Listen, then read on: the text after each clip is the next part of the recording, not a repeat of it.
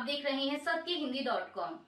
एक नजर अब तक की सुर्खियों। कांग्रेस अध्यक्ष मल्लिकार्जुन खड़गे ने आज संसद के शीतकालीन सत्र में अडानी मामले को लेकर हुए विवाद पर कहा कि आज हमने संसद में 267 के तहत अडानी का मुद्दा उठाया था। अडानी समूह पर भ्रष्टाचार, रिश्वतखोरी और वित्तीय अनियमितताओं के गंभीर आरोप हैं। उसके बारे में हम इस मुद्दे को सदन के समक्ष रखना चाहते थे। खड़गे ने कहा कि करीब 2030 करोड़ रुपए की रिश्वत दी गई। जनता के पैसे का इस्तेमाल रिश्वत के लिए दिया गया। इसके बारे में हम देश को सदन के माध्यम से बताना चाहते थे। इसके पहले भी अडानी समूह पर स्टॉक मार्केट की हेराफेरी, अकाउंटिंग फ्रॉड, ओवर इनवॉइसिंग और शेल कंपनीज जैसे गंभीर आरोप सामने आए हैं। कांग्रेस अध्यक्ष ने कहा कि जहां जहां मोदी जी जाते हैं, जिस भी देश में जाते हैं, वहां वहां अडानी को कॉन्ट्रैक्ट मिलते हैं। ऐसी बहुत लंबी लिस्ट है। इसलिए हम चाहते थे कि इस पर शांति से सदन में चर्चा हो। उन्होंने कहा कि जिस चीज से देश को नुकसान हो रहा है, जिसके चलते दुनिया का भरोसा हमसे उठ सकता हो, उस वक्त ये चीजें सदन में लाना जरूरी है। देश को बचाने के लिए हमने ये मुद्दा उठाया था। कांग्रेस अध्यक्ष ने पीएम मोदी पर निशाना साधते हुए आगे कहा कि मोदी जी आज हुड़दंग मचाने की बात कह रहे थे। नियम 267 ऐसे जरूरी मुद्दे उठाने के लिए ही बना है। हम ये चाहते हैं कि एक संयुक्त संसदीय समिति का गठन हो, जिसमें उनकी पार्टी के लोग तो ज्यादा ही होंगे। खड़गे ने कहा कि जेपीसी गठित करो, सच्चाई बाहर आने दो। मोदी जी विदेशों में विपक्ष को टारगेट कर कहते हैं कि हम उनकी छवि खराब कर रहे हैं। खड़गे ने कहा कि देश की छवि तो आप खराब कर रहे हैं, ऐसे भ्रष्टाचार और ठेकेदारी दिलाने के कारनामों से। तेलंगाना के मुख्यमंत्री ए रेवंत रेड्डी ने सोमवार को कहा कि राज्य सरकार अडानी समूह के अध्यक्ष गौतम अडानी द्वारा राज्य में स्थापित किए जा रहे यंग इंडिया स्किल यूनिवर्सिटी के लिए घोषित 100 करोड़ रुपए के दान को स्वीकार नहीं करेगी। हाल ही में अडानी समूह के खिलाफ लगे आरोपों के मद्देनजर राज्य सरकार द्वारा यंग इंडिया स्किल यूनिवर्सिटी के लिए अडानी समूह से 100 करोड़ रुपए लेने से इनकार करने पर मुख्यमंत्री रेवंत रेड्डी ने कहा कि हमने अपनी पार्टी या परिवार के लिए अडानी समूह से पैसे नहीं लिए। तेलंगाना सरकार द्वारा उठाया गया कदम राज्य के युवाओं की बेहतरी के लिए था। उन्होंने कहा कि अब तक तेलंगाना सरकार ने अडानी समूह सहित किसी भी संगठन से अपने खाते में एक भी रुपया स्वीकार नहीं किया है। किसी भी विवाद या आरोप से दूर रहने के लिए राज्य सरकार द्वारा यह फैसला लिया गया है। कांग्रेस पार्टी समर्थित भारतीय राष्ट्रीय छात्र संघ यानी एनएसयूआई ने 7 साल बाद दिल्ली विश्वविद्यालय छात्र संघ के चुनाव में वापसी करते हुए अध्यक्ष और संयुक्त सचिव पद पर कब्जा कर लिया है। एनएसयूआई के रौनक खत्री ने अध्यक्ष पद की दौड़ में जीत हासिल की। उन्होंने आरएसएस समर्थित अखिल भारतीय विद्यार्थी परिषद के उम्मीदवार ऋषभ चौधरी को 1300 से अधिक वोटों से हराया। पीटीआई के मुताबिक खत्री को 20,207 वोट मिले, जबकि चौधरी को 18,864 वोट मिले। वहीं एबीवीपी के भानु प्रताप सिंह ने उपाध्यक्ष पद जीता है। एबीवीपी ने सचिव पद पर भी कब्जा बरकरार रखा है। महाराष्ट्र चुनाव के नतीजों पर प्रतिक्रियाओं का दौर जारी है।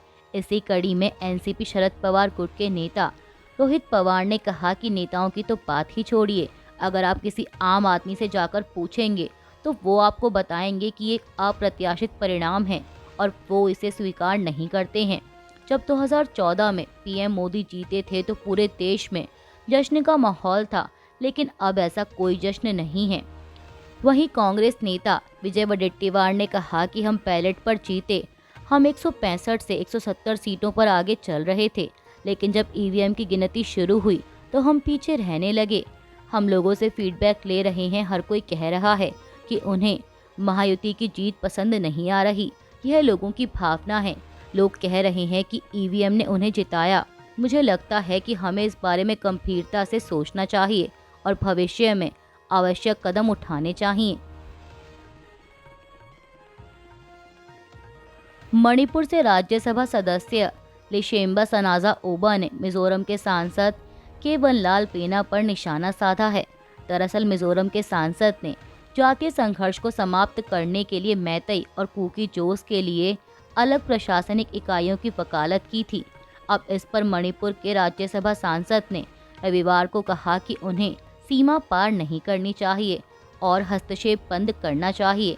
पीटीआई के मुताबिक भाजपा के सहयोगी मिजो नेशनल फ्रंट के नेता वनलाल फेना ने पिछले साल मई से 250 से अधिक लोगों की जान लेने वाली हिंसा को रोकने के लिए एन बीरेन सिंह सरकार को हटाने और मणिपुर में राष्ट्रपति शासन लगाने का आह्वान किया, जिस पर मणिपुर के सांसद ने एक्स पर एक पोस्ट में कहा कि मेरे दोस्त सीमा पार ना करें, कृपया अपने राज्य के मुद्दों तक ही सीमित रहें, मणिपुर के मुद्दों में हस्तक्षेप करना बंद करें, एक अच्छे पड़ोसी बने।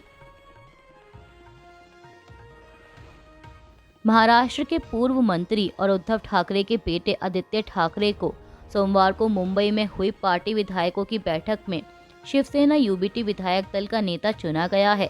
आपको बता दें कि पार्टी अध्यक्ष उद्धव ठाकरे के बेटे आदित्य ने हाल ही में हुए विधानसभा चुनाव में वर्ली विधानसभा सीट से शिंदे गुट के मिलिंद देवरा को 8,801 वोटों से हराया है।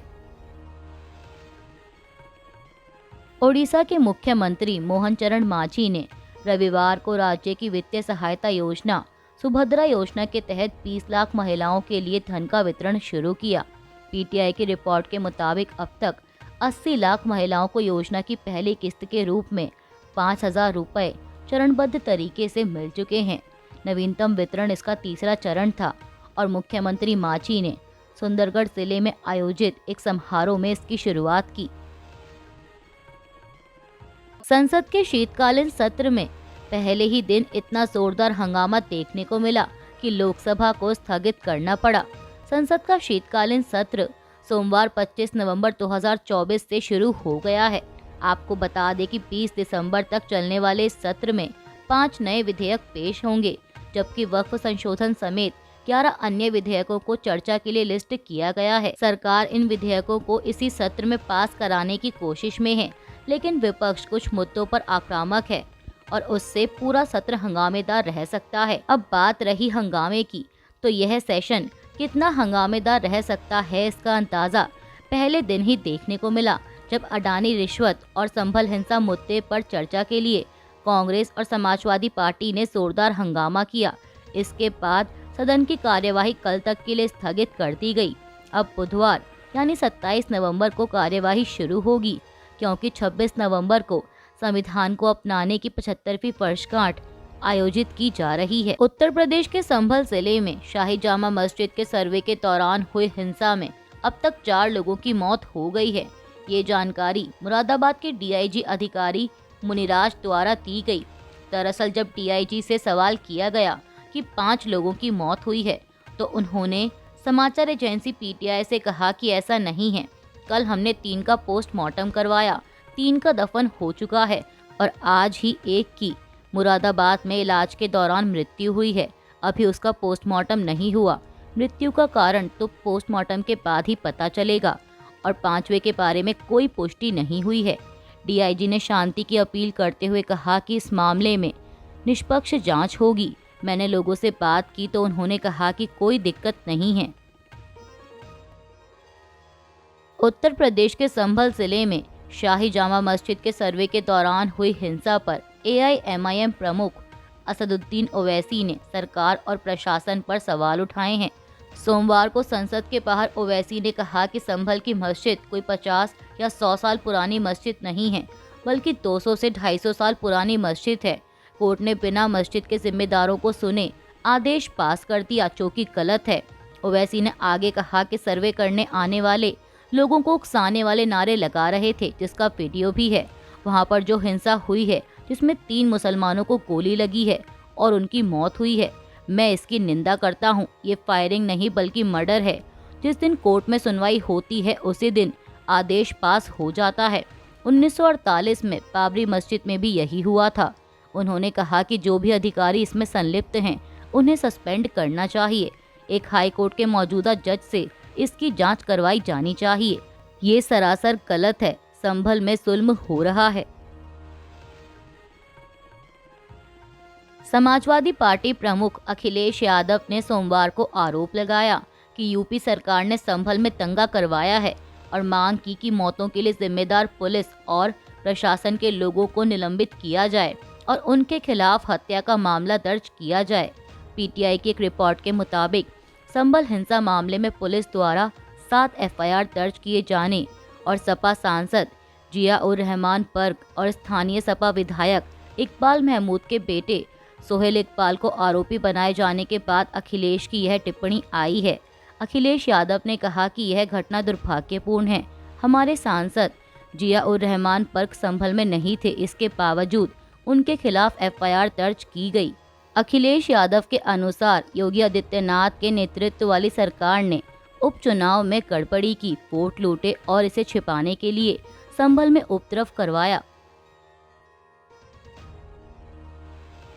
वरिष्ठ एनसीपी नेता सुप्रिया सुले ने रविवार को कहा कि उनकी पार्टी, जिसने महाराष्ट्र विधानसभा चुनावों में 10 सीटें जीती हैं, लोगों के जनादेश का सम्मान करती है और एक सक्षम, समावेशी और प्रगतिशील राज्य की दिशा में काम करने का संकल्प लेती है।